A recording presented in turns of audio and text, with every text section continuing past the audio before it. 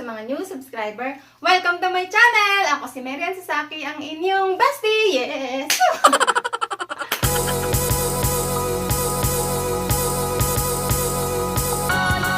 Ay, pasensya na nga pala kayo kung nakapajama lang ako dahil day off ko ngayon, tsaka tinatamad ako mag-ayos. Hindi na ako nag-ayos kasi mag-unbox lang naman ako ng aking na-order sa Rakuten. Ngayon ay mag-unbox tayo mga bestie ng plant stand na na-order ko sa Rakuten. Dahil magtataglamig na naman dito sa Japan. So yung mga halaman ko dito, dyan, yung ibang halaman ko na sensitive sa lamig, ay kailangan kong ilipat sa living room. Kasi doon lang kami gumagamit ng heater. Dito sa banda ritong kwarto na to ay hindi na dahil wala namang tao na gumagamit. So ito yung na-order ko na plant stand sa Rakuten. Ito yung box, yan mga bestie. Ayan. And then, ito ipapakita ko sa inyo dyan sa gilid yung kanyang itsura na dun sa Rakuten na nakita ko, ito yung kanyang itsura kapag nabuo na mga bestie. So samahan nyo kung buuin ito, itong plant stand na na-order ko sa Rakuten. Ayan. Medyo mabigat siya. Parang metal siya mga bestie. So, tara, buksan na natin mga bestie. Sana madali lang siyang buuin mga bestie.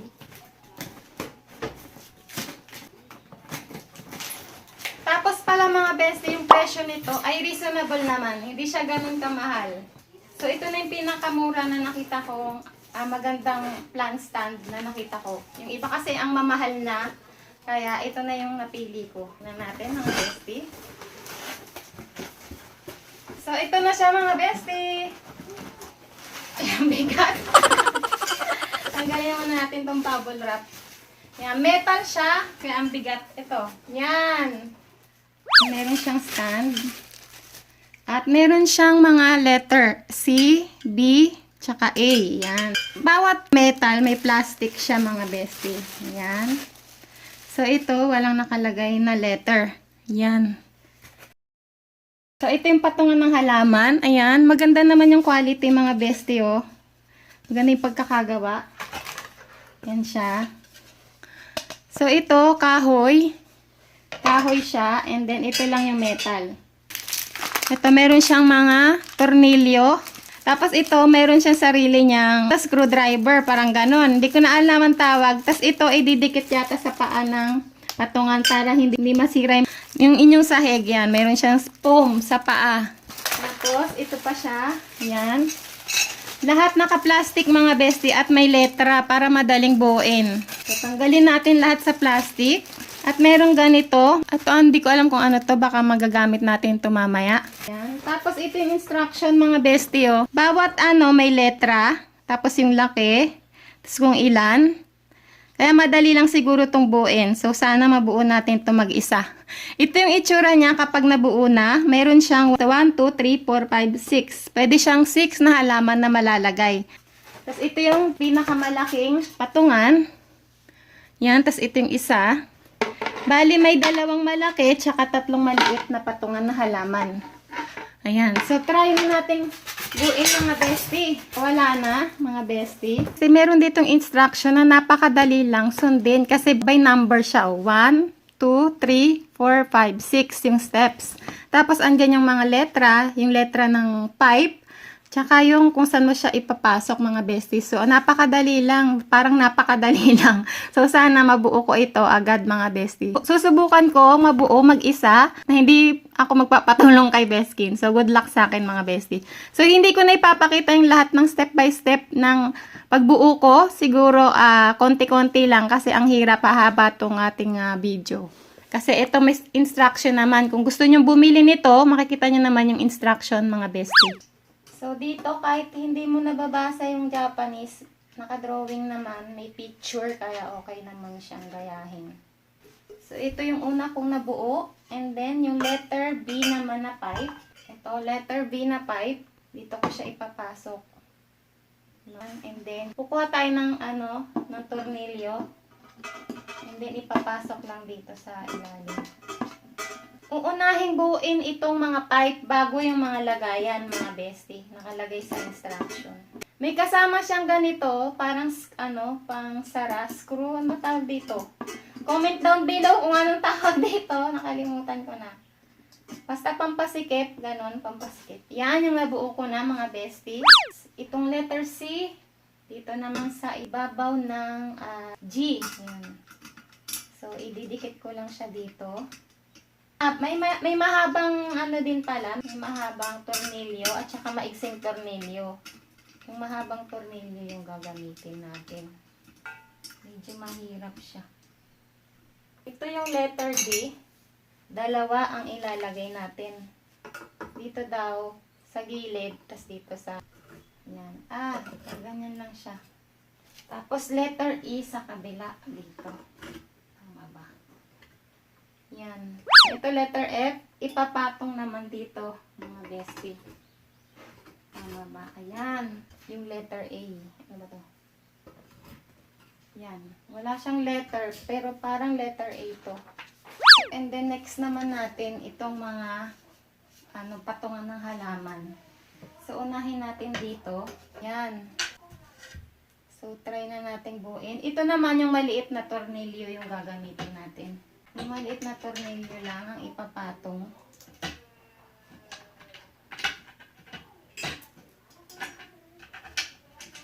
Tapos, dito sa meron siyang sarahan na ganito.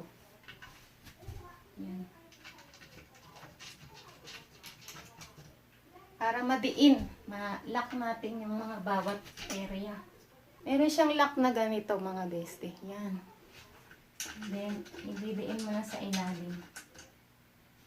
Yan, mga best. Tapos, yung iba naman, mga bestie. So, ayan, mga bestie. And then, ayan, sa ibabaw naman tayo maglalagay. Ang akala ko malaki siya. Tapos, maliit lang pala pag natapos. So, bubuin ko lang yung pinakataas at papakita ko na sa inyo yung finished product, mga bestie. So, ayan, mga bestie, buo na yung ating plant stand. And try natin lagyan ng halaman, mga bestie. And papakita ko sa inyo yung itsura niya kapag may halaman na. Expectation versus reality. Ang liit lang pala niya, ang cute. Kala ko medyo malaki siya. So, hindi ko alam kung kasi dito yung malalaking halaman kasi ang cute. Pang maliliit na halaman lang ata to. And then, andito yung paa na dinidikit. Yan sa ilalim. Yung foam. Para hindi nga naman makasgas yung sahig. Tapos ito siya, yan. So, try natin lagyan ng halaman, mga bestie. So, ayan, mga bestie. Ito na yung aking nabuong plant stand. Ayan. So, anin nga yung kasyang halaman. Pero, maliliit lang talaga yung kasya sa kanya. Ayan siya. Yan. Cute. Yan lang yung kasya. Akala ko talaga malaki siya in person. Pero, ang liit lang pala. Tsaka mababa. Hindi kasya yung malalaking halaman. Tapos yung pinaka sa taas, yung photos ko, ang hahaba na niyan eh. Oh. Umapat na sa baba. Yan, meron yan sa likod. Nagba-vines na talaga siya.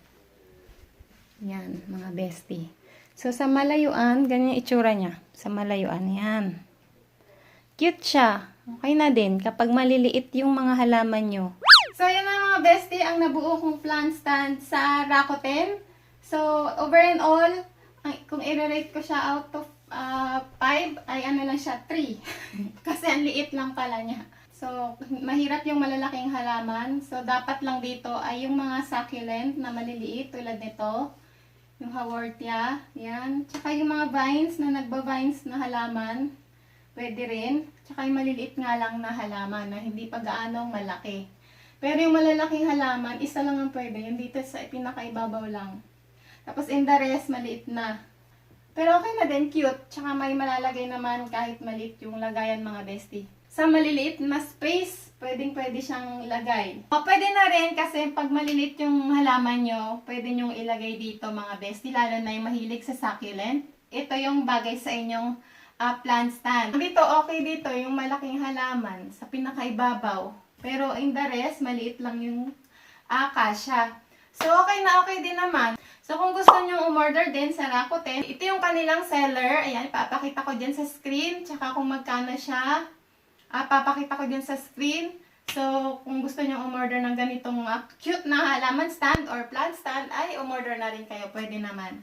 Tingnan nyo, mga bestie. Dito ko siya pinwesto sa malapit sa higaan namin. At nilagyan ko siya ng LED light na dinidikit. Iyon yung nabili dati ni Beskin. So, ito yung aking ilaw sa taas kapag nag-film ako. Nilagay ko muna dyan para maliwanagan o ilawan yung halaman kasi need din naman nila ng light. Ayan o. Ayan yung nabili ni Beskin dati. Dinikit ko dyan. So, ang galing. Chodo-i or tamang-tama. Yan siya. Kasi dito sa banda rito sa corner, dito kami natutulog. Hindi masyadong maaraw dyan. So, tama yung mga ilaw na nilagay ko. Pero hindi parating iilawan kapag minsan lang kasi maaksiyado sa kuryente. So, yun yung example na inayos ko mga bestie. Yan. Tapos, pinutol ko na si Potos, oh. Iano ko siya, ipapropagate ko yung mga naputol ko. So, yun lang mga best ang video ko for today. Kung nagustuhan niya, please give me a thumbs up and subscribe to my channel. So, see you again on my next one. Bye!